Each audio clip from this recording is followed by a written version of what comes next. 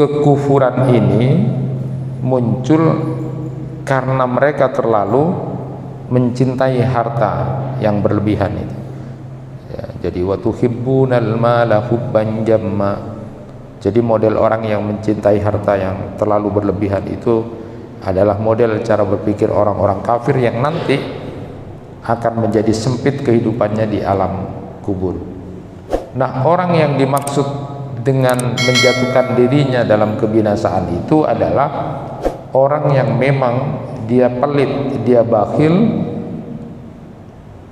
dia enggan untuk infak fi sabilillah. Di dalam Quran surat An-Nahl ayat 107 juga disebutkan, dzalika bi annahum istahabbul hayatad dunya 'alal akhirah. Yang demikian itu karena disebabkan mereka mencintai kehidupan di dunia lebih dari akhirat.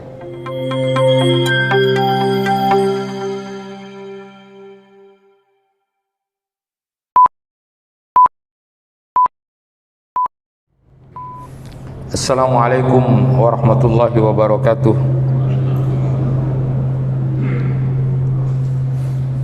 Alhamdulillahi rabbil alamin, wa bihi nasta'inu ala umuri dunya waddin. Asyhadu an la ilaha illallah wahdahu la syarikalah, wa asyhadu anna Muhammadan abduhu wa rasuluh. Allahumma salli wa sallim ala nabiyyina Muhammadin wa ala alihi wa ashabihi ajma'in. Rabbi shrah li sadri wa yassir li amri wahlul 'uqdatam min lisani yafqahu qawli, amma ba'du. Bapak Ibu jamaah kuliah subuh yang dirahmati Allah, ada satu hadis Nabi yang kemudian dijadikan juga kaidah usul itu, la darara wala dirar. Jangan melakukan hal yang membahayakan dirimu dan juga membahayakan orang lain. Jadi Rasulullah SAW menginginkan kita untuk menjadi orang yang bisa terjaga dari perbuatan yang membahayakan diri maupun membahayakan orang lain. Ilustrasi sederhananya misalnya dalam masalah hukum rokok, karena kaidah ini juga dijadikan rujukan dari banyak persoalan. Tidak boleh membahayakan diri dan membahayakan orang lain. Bagi mereka yang sudah mengharamkan dirinya untuk tidak merokok atau memang tidak bisa merokok, maka tentu kaidah ini sudah selesai. Jadi dia tidak membahayakan dirinya dan juga tidak membahayakan orang lain. Bagi mereka yang masih membolehkan dengan dalil-dalil yang ada atau logika yang dipakai bahwa ini tidak berbahaya dan sebagainya, maka kalimat yang penting untuk diketahui adalah wala diror, tapi juga jangan membahayakan orang lain. Artinya saat dia merokok pun maka lalu harus melihat tempat yang kira-kira tidak bisa membahayakan bagi orang lain. Nah, jamaah yang dirahmati Allah, di dalam Quran surat Al-Baqarah ayat 195, Allah Subhanahu wa taala sudah mengingatkan kita secara umum, wala tulqu bi aydikum ila tahlukah wa ahsinu innallaha yuhibbul muhsinin. Dan janganlah kamu menjatuhkan dirimu sendiri ke dalam kebinasaan, dan berbuat baiklah, karena sesungguhnya Allah menyukai orang-orang yang berbuat baik. Quran surat Al-Baqarah ayat 195. Jadi Allah Subhanahu wa taala sudah mengingatkan, jangan menjatuhkan dirimu dalam kebinasaan. Beberapa ulama menerangkan contoh manusia yang dikatakan membinasakan dirinya sendiri itu. Yang pertama adalah orang yang putus asa dari rahmat Allah. Jadi yang disebut orang yang membinasakan dirinya sendiri itu atau menjatuhkan dirinya sendiri itu, yang pertama adalah orang yang putus asa dari rahmat Allah. Ini adalah pendapat dari Ubaidah As-Salmani.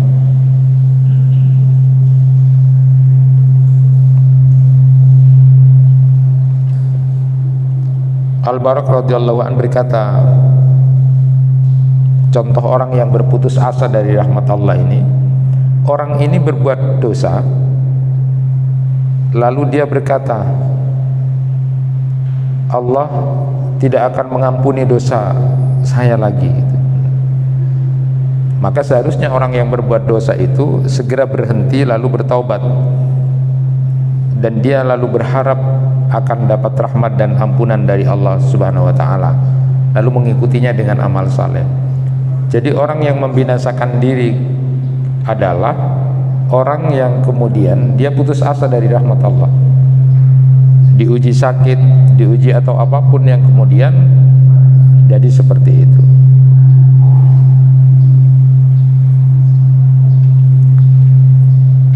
Kemudian berikutnya adalah siapa orang yang dianggap membinasakan diri itu. Yang pertama, yang kedua adalah menurut Huzaifah radhiyallahu an, di dalam tafsir Al-Qurtubi itu diambilkan bahwa orang yang membinasakan dirinya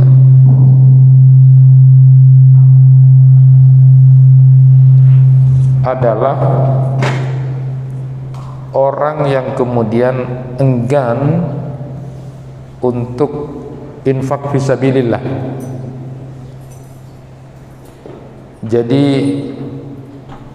orang yang khawatir menjadi miskin, ya, orang yang khawatir kemudian hartanya itu akan habis karena dipakai untuk fisabilillah, maka ini justru disebut orang yang membinasakan dirinya. Dari Hasan radhiyallahu anhu berkata, orang yang tidak menginfakkan hartanya menuju jalan Allah, itulah orang yang membinasakan dirinya. Jadi bila tidak menggunakan harta itu di jalan yang memang digariskan oleh Allah Subhanahu wa taala, apalagi kemudian hanya untuk bersenang-senang dalam dunia, apalagi dalam bermaksiat, maka ini adalah orang yang membinasakan dirinya. Dalam riwayat Abu Hurairah radhiyallahu anhu, ketika Rasulullah sallallahu alaihi wasallam bertanya, "Hal tadruna fi madza unzilat? Fa inna lahu ma'isatan dhanqa." Qalu Allah wa rasuluhu a'lam. Qala adabul kafir fi qabrihi. Rasulullah sallallahu alaihi wasallam ketika bertanya, tahukah kamu tentang apakah ayat ini, fa inna lahu ma'isatan dhanqa itu, ya. Kenapa ayat ini diturunkan, kata Rasulullah sallallahu alaihi wasallam, fa inna lahu ma'isatan dhanqa, maka sesungguhnya baginya penghidupan yang sempit. Itu dalam Quran surat Thaha ayat 124. Para sahabat lalu menjawab, Allah dan Rasulnya lebih mengetahui. Beliau lalu bersabda, itu adalah tentang siksa orang kafir di dalam kuburnya. Jadi kehidupan yang sempit itu adalah kehidupan orang-orang kafir nanti di alam kuburnya. Nah, kekufuran ini muncul karena mereka terlalu mencintai harta yang berlebihan itu, ya. Jadi wa tuhibbunal mala hubban jamma. Jadi model orang yang mencintai harta yang terlalu berlebihan itu adalah model cara berpikir orang-orang kafir yang nanti akan menjadi sempit kehidupannya di alam kubur. Nah, orang yang dimaksud dengan menjatuhkan dirinya dalam kebinasaan itu adalah orang yang memang dia pelit, dia bakhil, dia enggan untuk infak fi sabilillah. Di dalam Quran surat An-Nahl ayat 107 juga disebutkan, dzalika bi annahum istahabbul hayatad dunya 'alal akhirah. Yang demikian itu karena disebabkan mereka mencintai kehidupan di dunia lebih dari akhirat. Ada yang menarik yang memang sering sudah kita sampaikan, model ancaman Allah bagi orang-orang yang tidak mau memberikan infak fisabilillah saat dia mendapatkan dirinya dalam kelebihan rezeki yang diberikan oleh Allah Subhanahu wa taala. Di dalam Quran surat At-Taubah ayat 35 itu, bahwa harta yang dikumpulkan, harta yang dihimpun itu nanti akan disetrikakan kepada dahinya, lambungnya dan punggungnya, ya. Taqwa biya jibahuhum wajuhum waduhuruhum. Yang menurut Syekh Mutawalli Sya'rawi itu penyebutan 3 anggota badan ini, jadi dahi, perut dan punggung. Jadi dahi itu karena dia memalingkan wajahnya, tidak punya empati, tidak punya kepedulian, maka disetrikakan pada wajahnya karena dia selalu berpaling.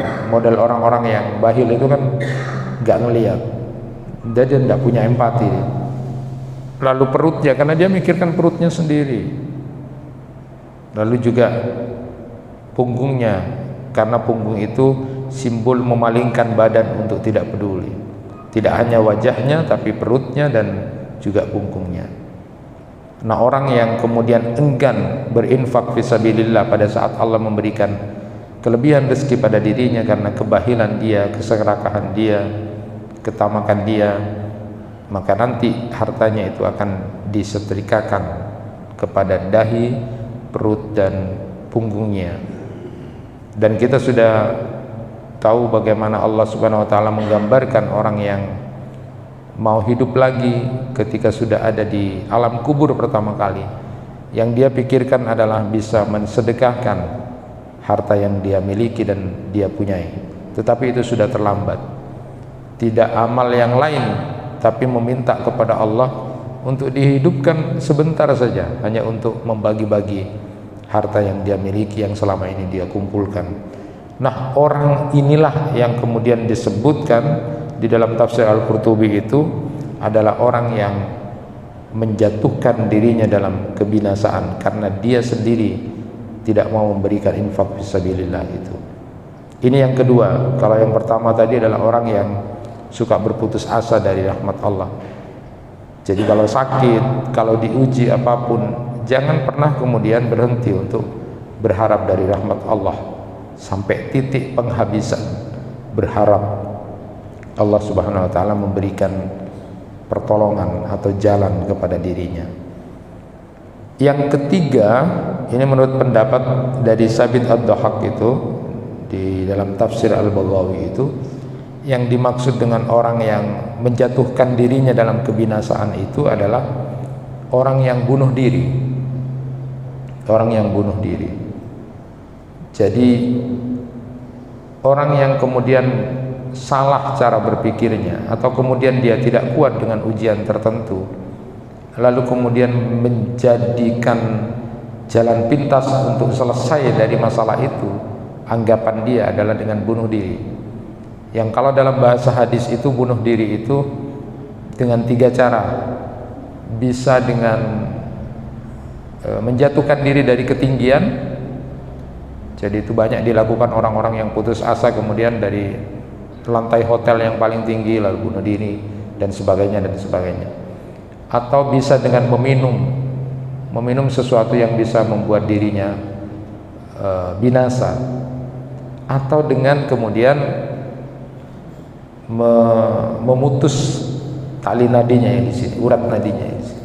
Jadi saya sering periksa kalau anak-anak yang putus asa dalam masalah asmara itu terlalu banyak sayatan di sininya.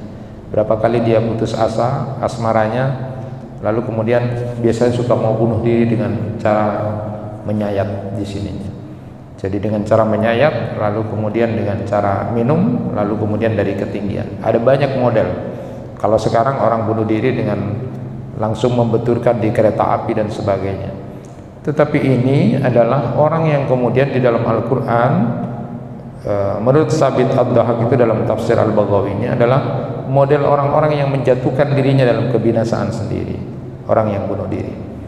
Dan di dalam hadis disebutkan bahwa orang yang mati bunuh diri itu nanti siksaan nerakanya sama dengan yang dia lakukan, dan dia tidak mati, hanya merasakan sakitnya saja. Dia menganggap setelah mati selesai, tidak ada urusan, dia sudah tenang karena sudah mati. Tetapi ternyata di dalam hadis itu disebutkan orang yang kemudian mati dengan jalan menjatuhkan dirinya dari ketinggian, maka siksanya di neraka nanti begitu terus, tapi tidak mati-mati masalahnya, karena di akhirat sudah tidak ada kematian. Orang yang kemudian minum racun atau sesuatu yang membuat dirinya hancur, dia akan disiksa seperti itu terus, dan dia tidak akan merasakan mati. Yang ada adalah rasa sakit, karena dia termasuk orang yang melakukan bunuh diri, karena itu hak Allah. Jadi yang mematikan itu hak Allah, lalu kemudian dia ambil sendiri. Dan bisa jadi orang yang bunuh diri ini adalah bagian dari yang pertama tadi, orang yang berputus asa dari rahmat Allah Subhanahu wa taala. Naudzubillah. Jadi ini menjadi perhatian bahwa banyak sih contoh-contoh orang-orang yang terkenal, populer, dia dipuji-puji karena terkenal dengan lagu-lagunya, tapi toh akhirnya mati bunuh diri. Ada seorang psikolog juga, dia suka membantu orang lain, tapi dengan persoalan dirinya dia juga bunuh diri. Maka tentu berpikir kita lari kepada Quran surat Al-Baqarah 195, karena itu adalah rujukan kita, Al-Quran. Jangan kamu menjatuhkan dirimu sendiri ke dalam kebinasaan. Nah, bagian dari itu adalah orang yang mati dalam keadaan bunuh diri. Na'udzubillahi min dzalik. Bunuh diri bukan menyelesaikan masalah, tapi justru menjadi masalah yang membuat dirinya hancur, tidak hanya di dunia tapi justru di akhirat. Yang keempat, ini menurut pendapat dari Abu Ubaidah, makna ayat wala tulqu bi aidikum ila tahlukah, jangan kamu menjatuhkan dirimu dalam kebinasaan, itu adalah maknanya adalah orang yang suka makan harta yang batil. Jadi dia suka makan harta yang haram, maka itu adalah orang yang membinasakan dirinya. Yang kelima, ini menurut pendapat Imam Asy-Syaukani ya, dalam Fathul Qadirnya menyatakan bahwa orang yang membinasakan dirinya adalah orang yang membiarkan dirinya kelaparan, kehausan, dan meletihkan dirinya dengan berjalan kaki yang tidak berguna, yang tergolong membinasakan diri. Jadi kalau ada orang yang memang sengaja tidak makan minum, dalam konteks dia tidak puasa ya, mau melakukan demo misalnya, tidak makan, tidak minum, atau melakukan hal yang kemudian di luar itu, maka itu dia yang membinasakan dirinya sendiri ya. Beda kalau dia kemudian dalam kondisi berpuasa.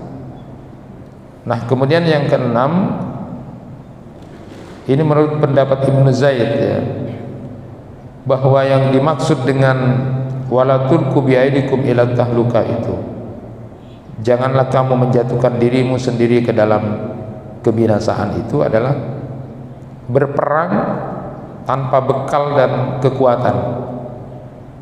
Jadi jika kamu berjihad tanpa bekal dan kekuatan, maka termasuk membinasakan dirimu. Itu dalam tafsir At-Tabari. Jadi secara umum ya, misalnya di dalam tafsirnya Syekh Abdurrahman As-Sa'di itu menyimpulkan yang dimaksud dengan wala tulqu bi aidikum ila tahlukah, jangan kamu menjatuhkan dirimu sendiri ke dalam kebinasaan, itu mengandung dua hal. Yang pertama adalah dia meninggalkan kewajiban sebagai hamba Allah.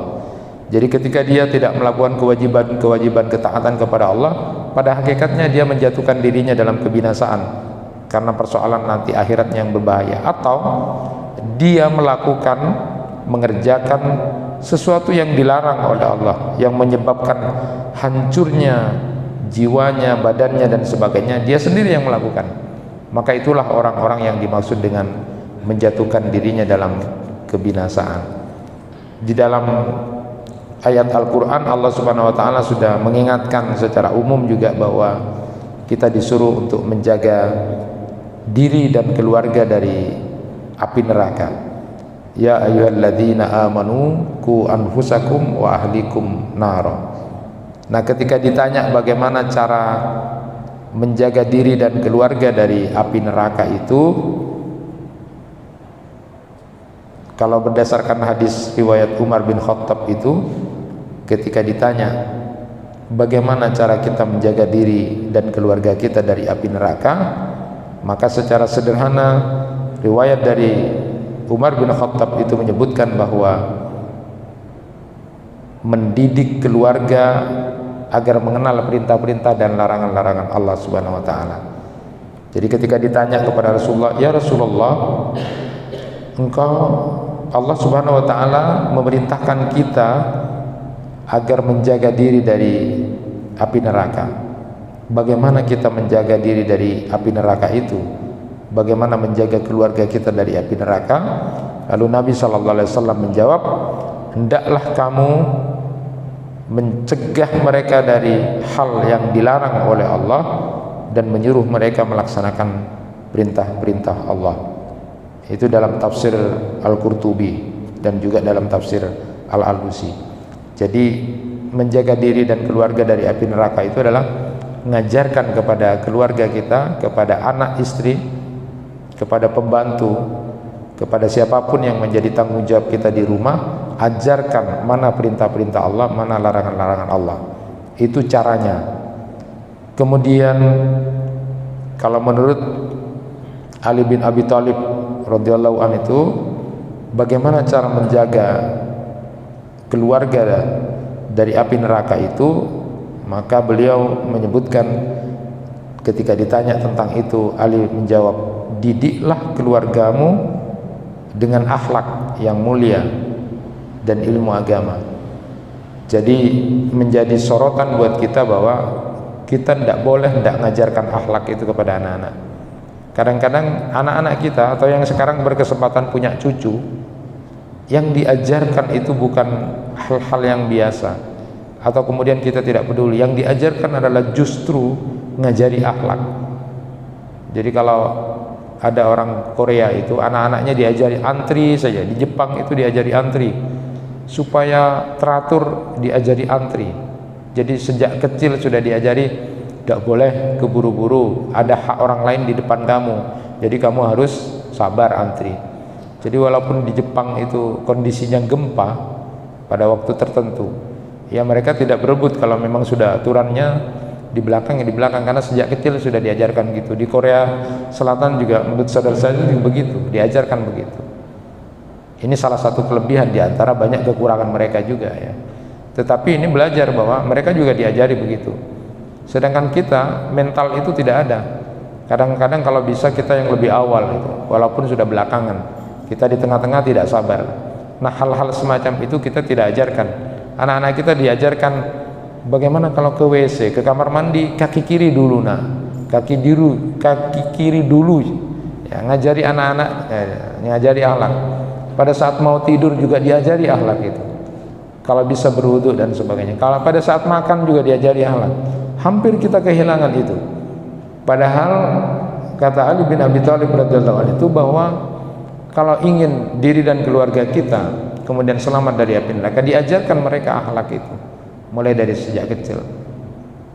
Kita dulu diajari orang tua kita kalau sama orang tua berbahasa yang memuliakan, yang dalam bahasa Quran itu qaulan karima, patepa.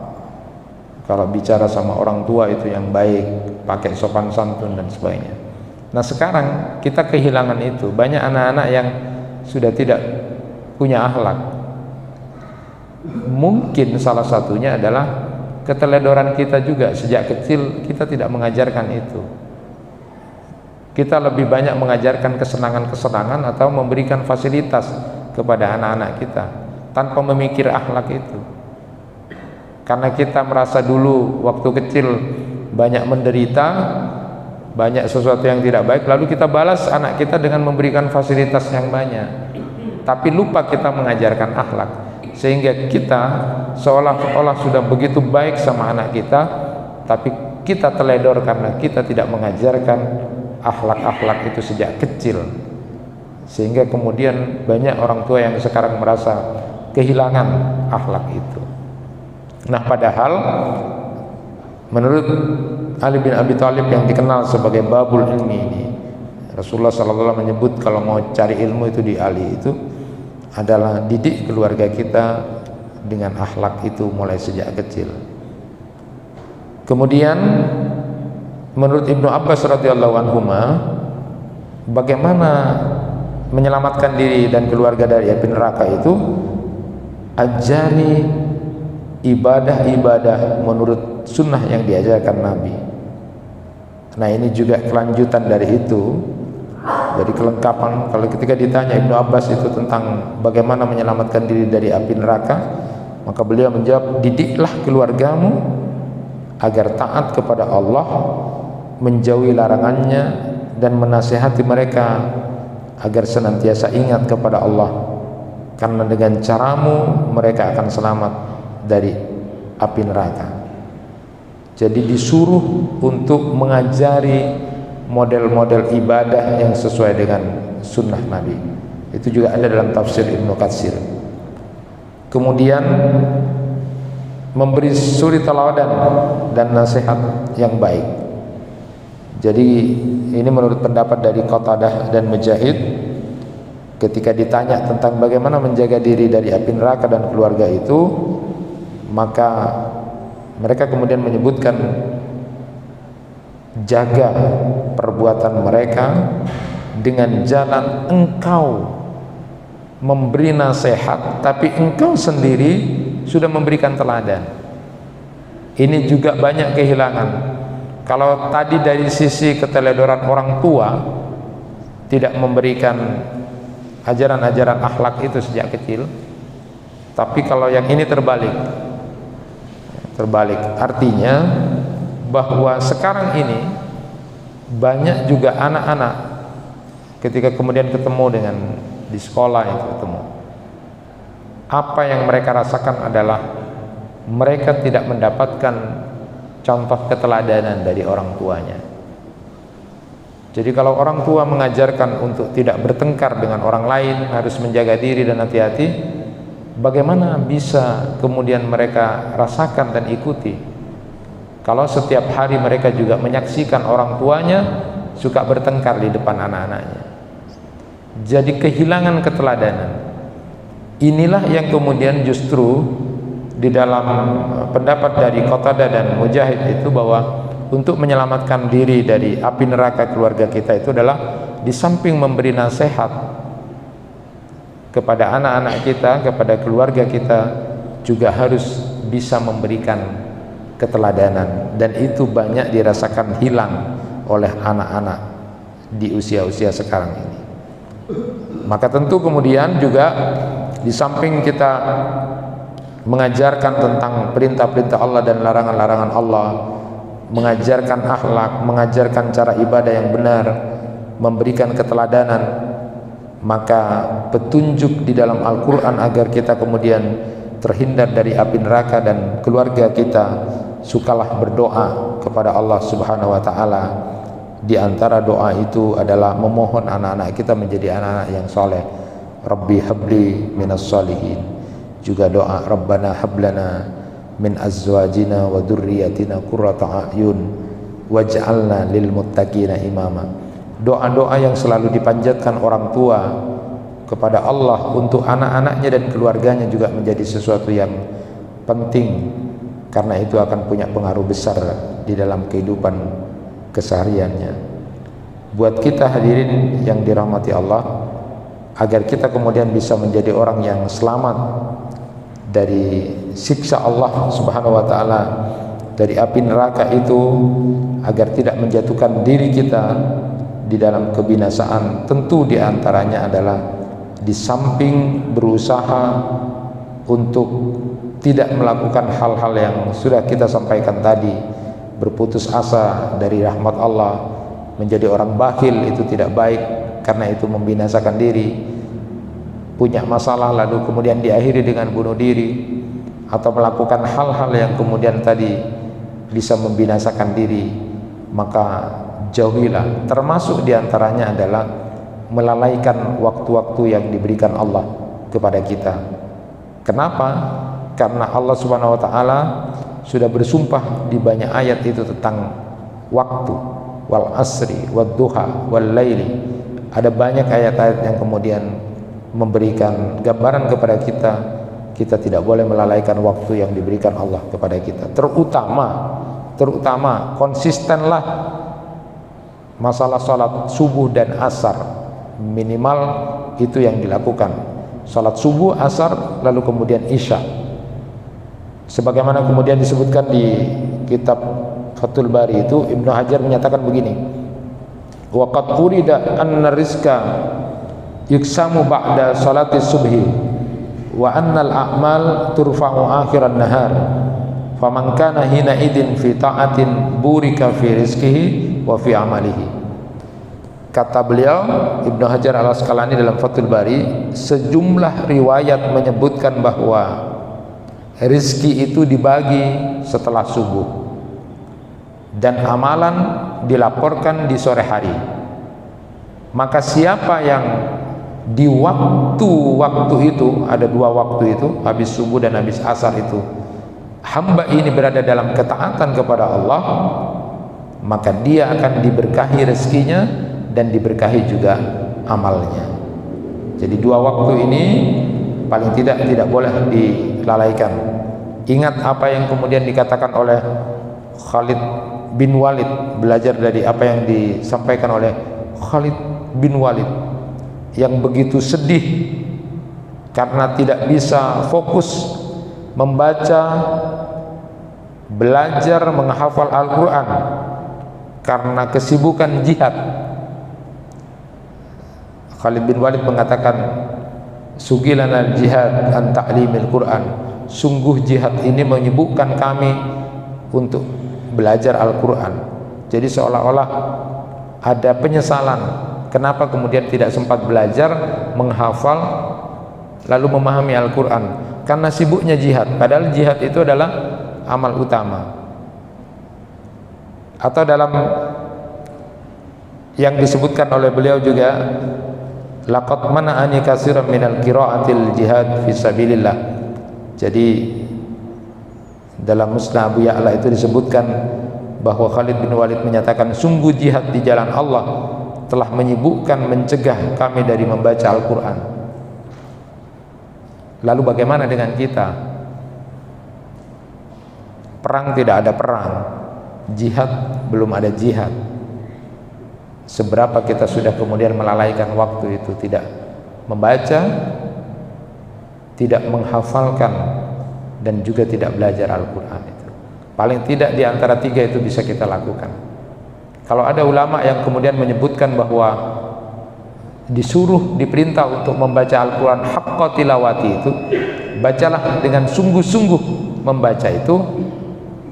Kata ulama ini menyebutkan bahwa sungguh-sungguh membaca Al-Quran itu bukan maknanya, bukan hanya sekedar baca Al-Quran sesuai dengan tajwidnya, dengan makhrajul hurufnya, bukan. Karena itu bukan haqqa tilawati, tapi itu adalah kaifiyatu qiraatil Quran, cara membaca Al-Quran yang baik. Tapi haqqa tilawati itu membaca Al-Quran dengan sesungguh-sungguhnya bacaan yang benar adalah mampu membaca Al-Quran itu sendiri, lalu berusaha untuk memahami dan belajar isi Al-Quran itu, lalu mengamalkan isi Al-Quran. Itulah yang dimaknai dengan haqqa tilawati, membaca Al-Quran yang sebenar-benarnya. Buat kita jamaah yang dirahmati Allah, jangan melalaikan waktu, karena itu akan bisa membinasakan diri kita. Bukankah banyak kemudian di dalam kata-kata bijak para ulama itu, seperti misalnya lan tarji'al ayyamul lati madat, tidak akan kembali waktu-waktu yang sudah lalu buat kamu. Maka semampang kamu diberikan Allah waktu itu, maka gunakanlah dengan sebaik-baiknya. Di antaranya adalah jangan meninggalkan salat subuh secara berjamaah. termasuk juga diantaranya adalah sholat asar berjamaah. Kalau subuh sering sudah kita bahas, tetapi asar untuk menguatkan kita lagi. Maka di riwayat Abdul Malik radhiyallahu anhu dia berkata, suatu ketika kami bersama Buraidah dalam satu peperangan yang agak mendung, beliau lalu berkata, setelah ini segeralah sholat asar, karena aku mendengar Nabi sallallahu alaihi wasallam bersabda, man taraka salatal asri faqad habita amaluhu. Siapa yang meninggalkan salat asar, sungguh telah terhapus amalnya. Jadi orang yang kemudian enteng dengan salat asar itu, ya, maka dia kemudian akan banyak menghapus amal-amalnya. Ini salah satu contoh amalan yang buruk yang bisa menghapus amalan kebaikan itu.